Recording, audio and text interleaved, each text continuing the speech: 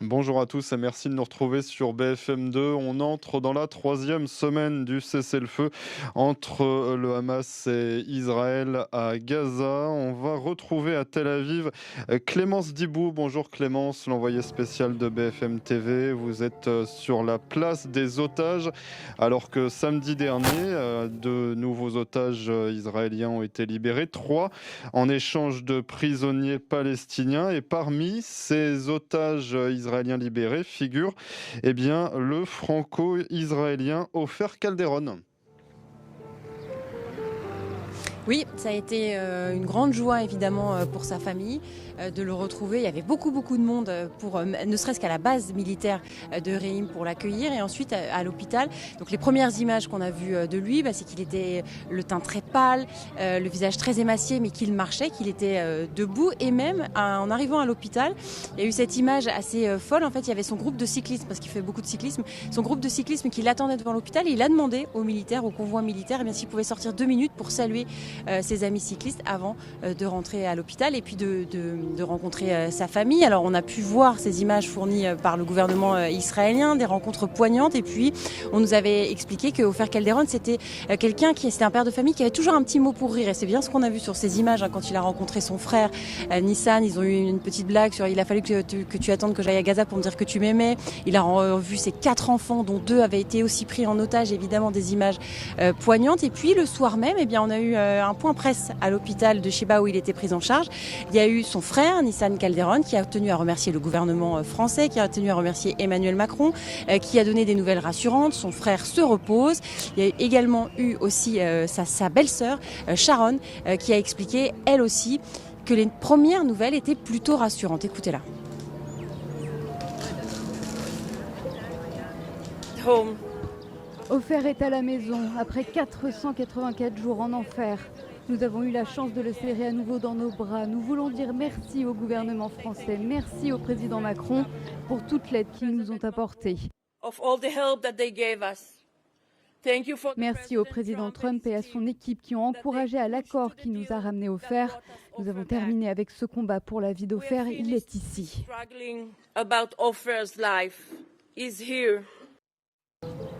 Alors Clémence, vous étiez justement, vous nous le disiez, à cette conférence de presse. On se doute que l'ambiance était toute particulière, avec beaucoup d'émotions sur place. Oui, parce qu'en fait, à cette conférence de presse, attendue par beaucoup de journalistes, parce que autant avant, la famille Calderon, notamment avec les médias français, communiquait beaucoup. Par exemple, Adas Calderon, l'ex-compagne d'Ofer Calderon, était très présente dans ce combat pour faire libérer son mari. Là, elle avait décidé d'être en retrait, donc on n'avait pas beaucoup d'informations, mais ils sont tous venus le soir même, et notamment, il y avait cette image poignante d'Erez Calderon. Erez Calderon, c'est le fils d'Ofer qui, lui aussi, a été otage à Gaza avec sa sœur. Il a été libéré en novembre et il est complètement protégé des médias. Et là, il était là avec sa maman, Adas Calderon, à côté, en regardant un peu la presse, un peu étonné de tout le monde qui avait là pour avoir des nouvelles de son père. Et on a senti une famille soulagée, qui reprenait ses esprits, qui avait pour l'instant pas très envie de communiquer, mais qui avait tenu, vous l'avez entendu tout à l'heure, à remercier le gouvernement français et parce que il reste désormais, il y a eu 3 otages franco-israéliens, il en reste désormais 1, et évidemment, c'est désormais vers lui qu'on se retourne. Ohad Yahalomi, on peut le montrer, je crois qu'il est par ici. Regardez, en fait, d'ailleurs, place des otages, il y a une sorte de décompte. On peut dire ça comme ça. Là, vous avez Ofer Calderon, le Français qui vient d'être libéré. Du coup, il y a un sticker qui dit qu'il a été libéré. C'est un peu le cas pour tous les otages qui sont libérés en ce moment. Liri Albag, par exemple, c'est cette soldate observatrice. Et il y a encore tous les autres dont on ne connaît pas encore le sort pour l'instant.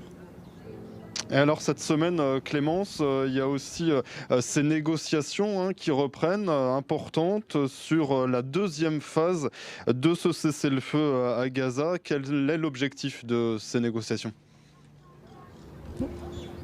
Oui, parce que dans les otages que vous voyez ici, il y a les 33 noms qui sont sur la liste de ceux qui seront libérés lors de cette première phase de cessez-le-feu. Je vous rappelle que sur ces 33, on estime qu'il y en a 8 qui sont morts, mais on ne sait pas exactement lesquels. Mais il reste encore, au-delà même de ce cessez-le-feu, de ce premier accord, d'autres otages. On estime qu'ils sont encore 50 qui ne sont pas sur cette liste et qui sont toujours otages dans la bande de Gaza. Impossible de dire la proportion dans ces 50 de qui est mort, qui est vivant, mais il reste encore des vivants. Et c'est l'objet de cette deuxième phase. Et le problème de cette deuxième phase de libération, eh bien, c'est qu'il faut que, selon les demandes du Hamas, il faudrait que le cessez-le-feu soit pérenne. Or, la partie de l'extrême droite du gouvernement de Benyamin Netanyahou ne veut pas entendre parler d'un cessez-le-feu pérenne, mais temporaire. Donc voilà ce qui coince aussi pour libérer ces otages.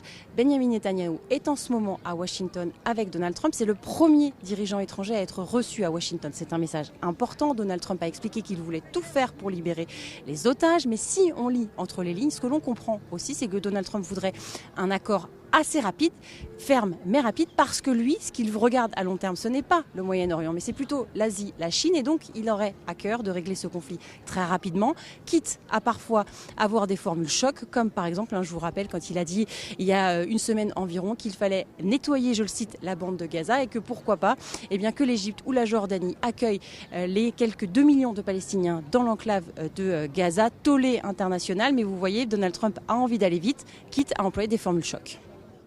Merci beaucoup Clémence Dibou sur la place des otages à Tel Aviv avec Clément Grodonnier sur place, les envoyés spéciaux de BFM TV.